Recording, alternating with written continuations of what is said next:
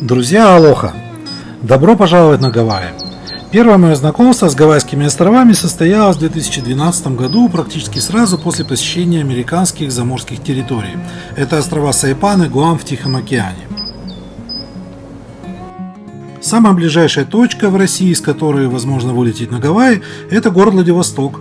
Далее с пересадкой в Сеуле или Токио, откуда, на мой взгляд, более удобный перелет, занимает примерно 6-8 часов, и мы прибываем в международный аэропорт города Гонолулу, Соединенные Штаты Америки.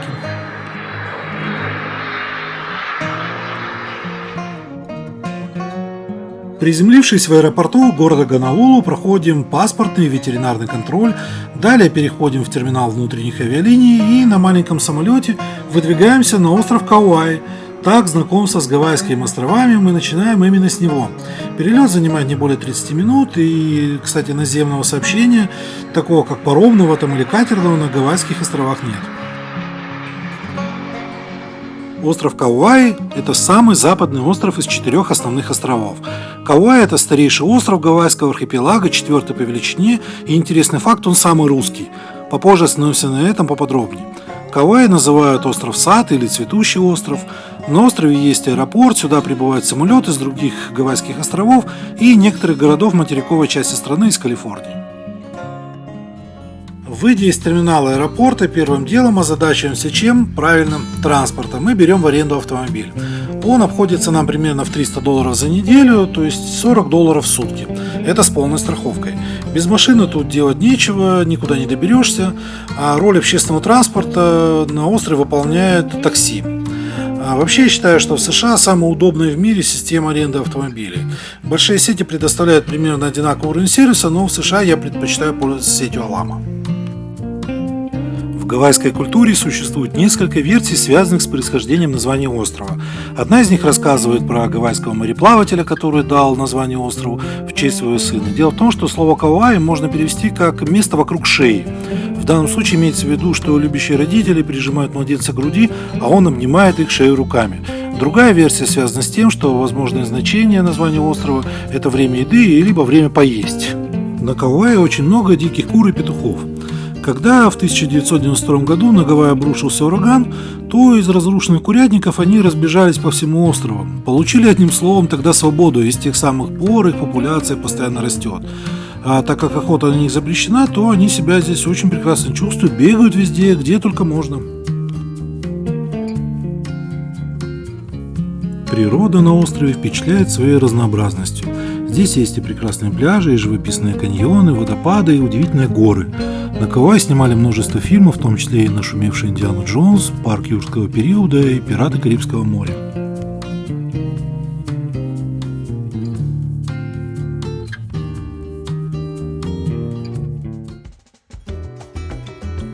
Берег Наполикос, название которого можно перевести как «скалистый берег», это одна из самых зрелищных достопримечательностей Гавайев. Занимает он около 26 километров побережья, которые представляют собой крутые рельефные скалы.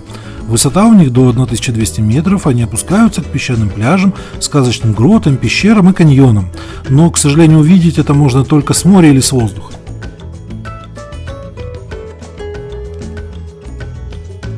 Есть еще одно разрекламированное место, куда любят ездить туристы.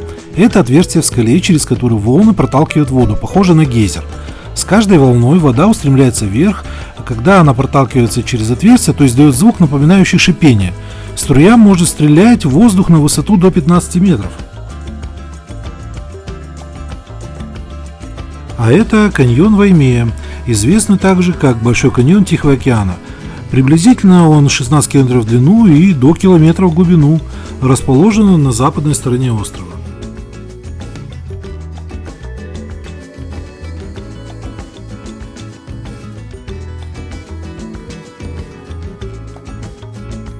Гавайские острова были открыты известным мореплавателем Джеймсом Куком в 1778 году во время кругосветного путешествия. Но, к сожалению, здесь же он и погиб в конфликте с туземцами.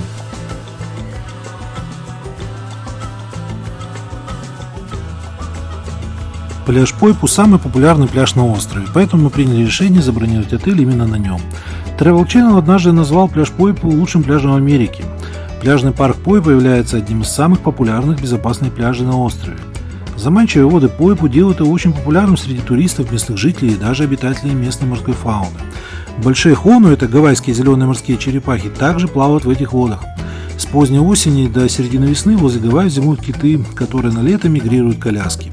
Из берега нередко можно заметить горбатых китов, выпускающих фонтаны. И мы ездили на такой пляж, где можно было увидеть на горизонте взлетающие огромные хвосты. Очень впечатляющее зрелище как для взрослых, так и для детей.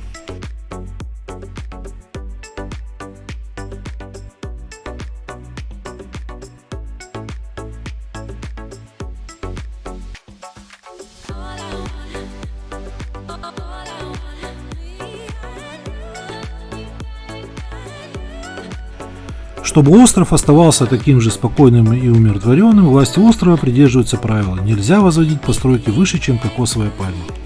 Маяк Килауэа находится в живописном месте. Маяк – это одна из узнаваемых достопримечательностей острова. Одноименный мыс, на котором он находится, является самой северной частью Кауая.